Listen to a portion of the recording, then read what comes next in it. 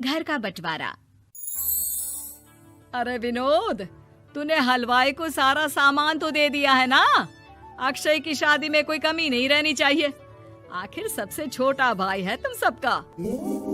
हाँ माँ, आप चिंता मत करो, मैं पूरा ध्यान रखूंगा। मंगल बेटा, तूने तो कहा था कि फूल का ऑर्डर दे दिया है, यहाँ तो फूल पहुँचे ही नहीं। अब क्या बहू की विदाई के बाद फूल आएंगे? माँ, मैंने अभी बात की है फूल वाले से, वो रास्ते में ही है। आप किशोर भैया से क्यों नहीं कहती कुछ करने को? किशोर पहले ही मेरे बताए काम कर रहा है। पास के सभी रिश्तेदारों और मोहल्ले वालों को कार्ड वही तो देकर आया था। रिसेप्शन के लिए हॉल भी उसी ने बुक किया था। टेंट कुर्सी वालों को भी तो वही देख रहा है। पर कई मोहल्ले वाले तो हमारे भरे पूरे परिवार से जलते भी हैं। उन्हें बुलाने की क्या जरूरत थी? बेटा, शादी ब्याह में तो बुलाना ही पड़ता है, नहीं तो लोग क्या कहेंगे। दादी दादी देखो ना, हलवाई अंकल हमें लड्डू नहीं दे रहे, आप इनको डांटो ना। अरे चैन सुख दे देना बच्चों को लड्डू, क्यों तंग कर रहा है इन्हें? बीबी जी, मैं कहाँ मना कर रहा हूँ, लेकिन लड्डू बनते ही ये बच्चे उठा उठा कर खा लेते हैं। अरे मैं तो इन्हें थाल में रख के परोस भी नहीं पा रहा। भागो, अब कोल्ड ड्रिंक पीने चलते हैं। भागो भागो, अब कोल्ड ड्रिंक पीने चलते हैं। जैसे कि आप देख रहे हैं, आज इस घर के सबसे छोटे बेटे अक्षय की शादी है। घर में बहुत चहल पहल है। कुलभूषण की बीवी कमला को फुर्सत ही नहीं है कामों से, लेकिन कुलभूषण और घर के बाकी लोग कहाँ हैं? आइए देखते हैं। अजी, आप यहाँ आराम से बैठकर गाने सुन रहे हो और घर में अभी तक इतने काम बचे हैं करने को। अरे भाई, मेरे सबसे छोटे बेटे की शादी है, इसके बाद तो मैं अब चिंता मुक्त हो ही जाऊंगा। और फिर घर में तुम हो, बेटे बहुएं हैं, तुम लोगों के होते हुए मैं क्यों काम करूं? मैं तो शान से बेटे की शादी में जाऊंगा तैयार होकर। अरे ठीक है, अब आप आराम ही कीजिए। एक बार अभिषेक की बीवी आ जाए, फिर मैं भी आराम करूंगी और मेरी चारों बहुएं पूरे घर की जिम्मेदारियां संभाल लेगी।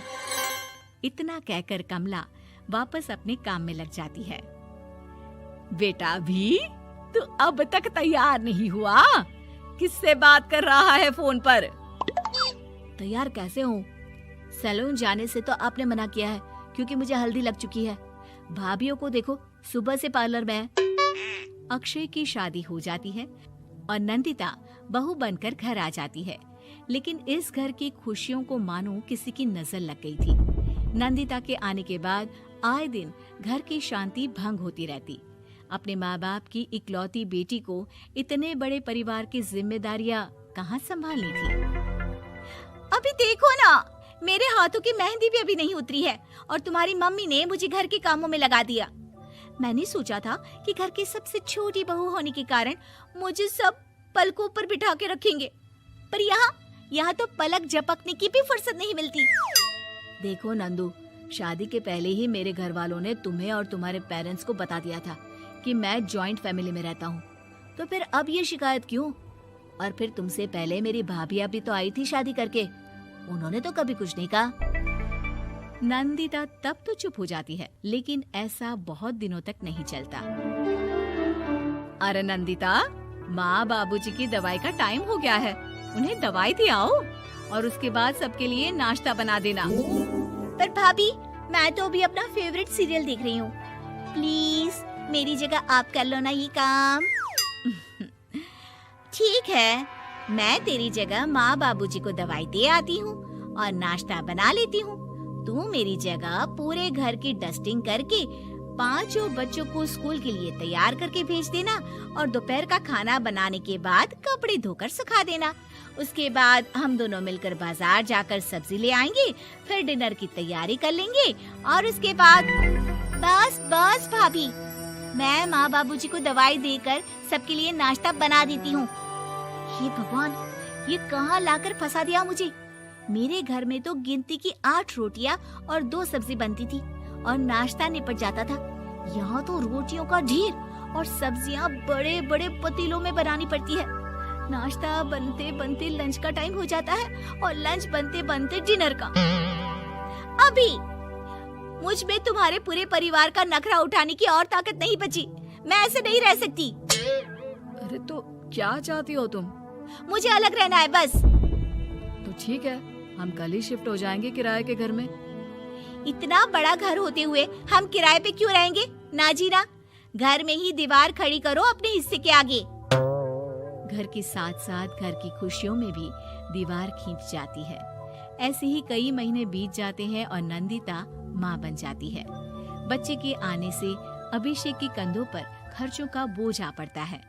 अभिषेक का बोझ कम करने के लिए नंदिता भी पार्ट टाइम जॉब कर लेती है, लेकिन इससे उसके सर पर नौकरी, घर और बच्चे की जिम्मेदारी बढ़ जाती है। नंदिता, ये क्या है? तुमने घर भी ठीक से साफ नहीं किया, ना ही मेरे कपड़े धुले हैं। चिंटू के बाल भी कटवाने जाना था, देखो उसके बाल कितने बढ़ गए हैं। अरे करती क्या हो पूरा दिन तुम? मैं करती क्या हूँ? तुम्हारा नाश्ता और लंच बनाने के बाद चिंटू को डे केयर सेंटर पर छोड़ कर आती हूँ, फिर खुद ऑफिस जाती हूँ। पूरा दिन काम करके आने के बाद बिना आराम किए बाजार से सब्जियाँ लेकर आती हूँ, घर आकर खाना बनाती हूँ, चिंटू को देखती हूँ और क्या करूँ मैं? तो किसने कहा था अपने सर पर इतने काम लेने को? मत जाओ ऑफिस। ऑफिस जाए बिना घर के खर्चे कहाँ से पूरे होंगे? चिंटू की डे केयर का खर्च, उसके लिए बेबी फूड का खर्च, प्रेस वाले का खर्च, ये सब तुम्हारी सैलरी से होता नहीं है। अगर परिवार से अलग नहीं होती तो इतनी मुसीबतें नहीं उठानी पड़ती तुम्हें परिवार के साथ मिलकर काम करने में दिक्कत थी, लेकिन काम तो अब भी बहुत है तुम्हारे सर पर। चिंटू को भी डे केयर भेजने की जरूरत नहीं पड़ती। उसको गोद में खिलाने के लिए दादा दादी और घर के सभी बड़े होते। उसके साथ खेलने के लिए उसके भाई बहन भी होते।